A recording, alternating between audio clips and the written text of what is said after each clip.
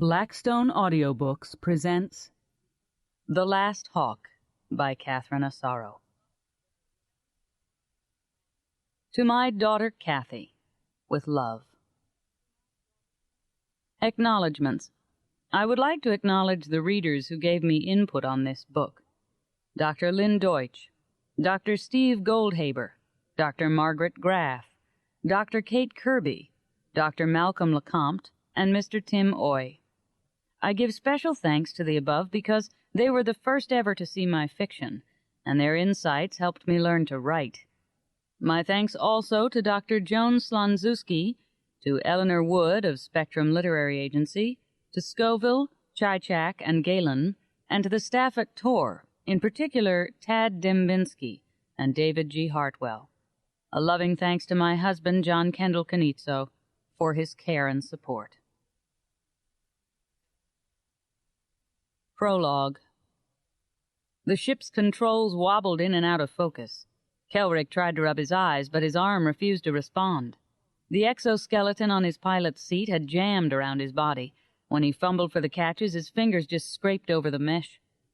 On his fourth attempt, the exoskeleton opened and he fell forward, sprawling across the weapons grid in the cockpit.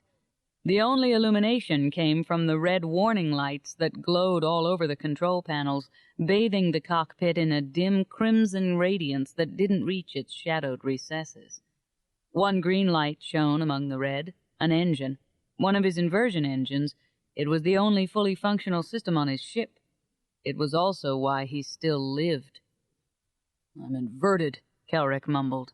The same hit that had crippled his JAG fighter had kicked it from the sublight universe into inversion, hurling him away from his attackers before they could blast him into slag. The medkit above him hadn't released. He reached for it, but his arm faltered in midair and dropped back onto the grid. Not that it mattered. He needed far more help than a kit could give.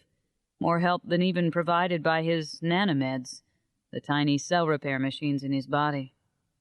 Pain throbbed in his arm from a bone-deep gash.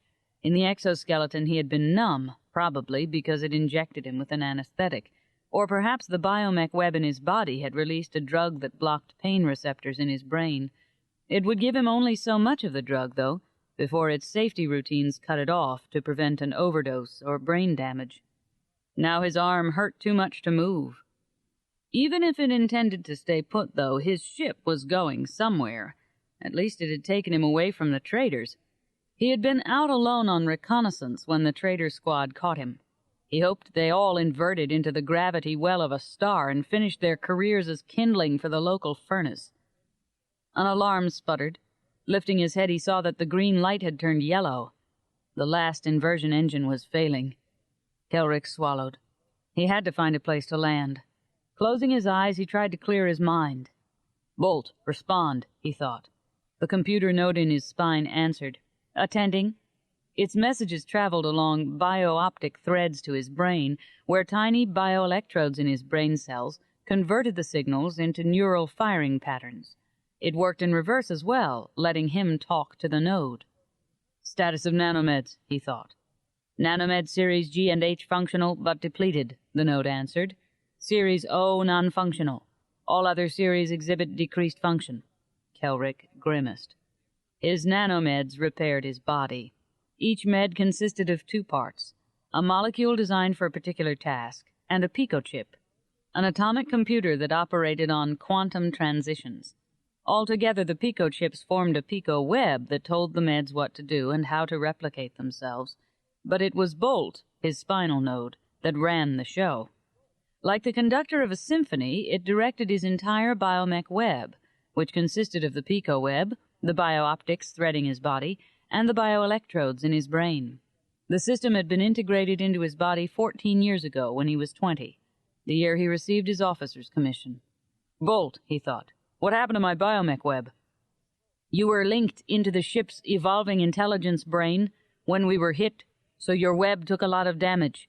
I am making repairs, but the malfunctions are too extensive for me to fully correct. Proceed immediately to an ISC medical facility."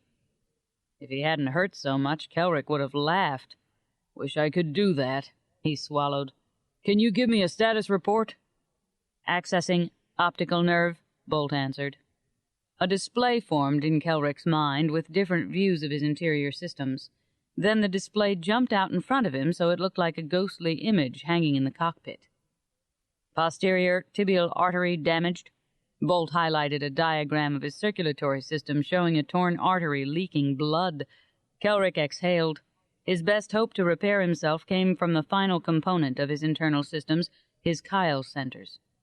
Unlike the biomech web which had been created for him, he had been born with chyle mutations, courtesy of his unusual genetics.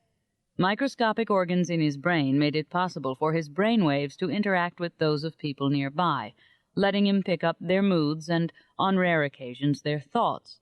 He could also enhance the output of his own brain, and so exert increased biofeedback control over his body.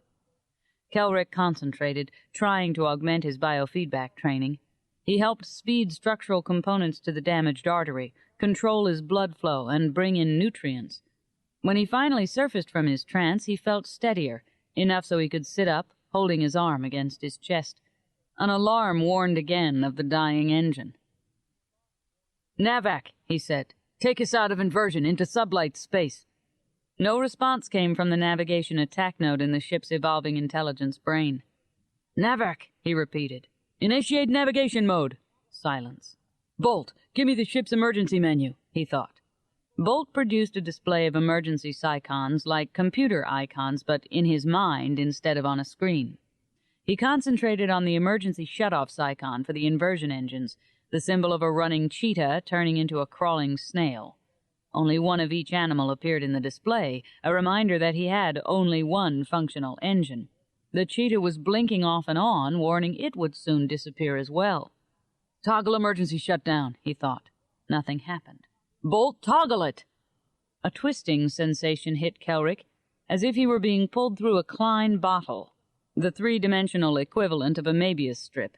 The effect intensified with a nauseating mental wrench, and then stopped. "Bolt," he thought. "We have dropped into normal space," Bolt answered. Kelric sagged in his seat, hit with an urge to laugh. Sublight. Safe. He was safe. He was also lost. None of his holomaps worked, and too many files in the ship's EI were degraded. He couldn't get accurate data. He knew only that he was light years away from his previous position, drifting in space like interstellar flotsam.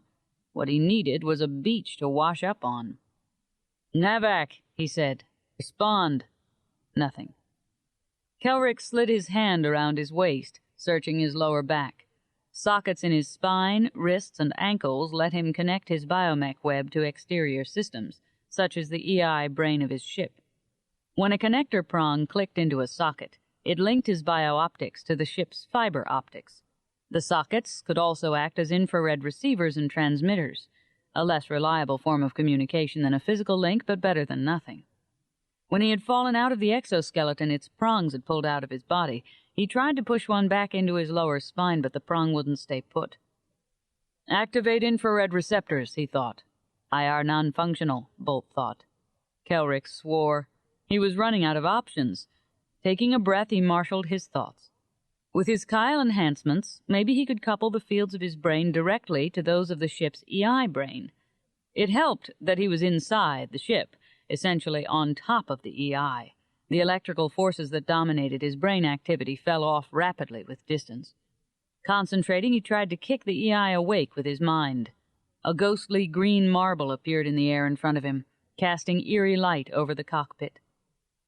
It took him a moment to recognize it as a holomap's crudest default display.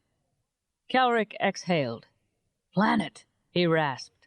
Navac's audio made a scraping noise. He tried again. "Planet." Nothing. "Navac," he thought. "You have to respond." A sentence formed in the air, green words in Navac's default font. "Have respond is an unidentifiable command." Relief washed over Kelric. "Planet," he thought with more intensity. The word appeared under Navac's response. "Planet what?" Navac printed. "Find me one, or a base, someplace habitable we can reach before Engine 4 dies." "Searching," Navac printed. Kelric waited. And waited. Maybe no place was near enough, or Navac was too damaged to answer.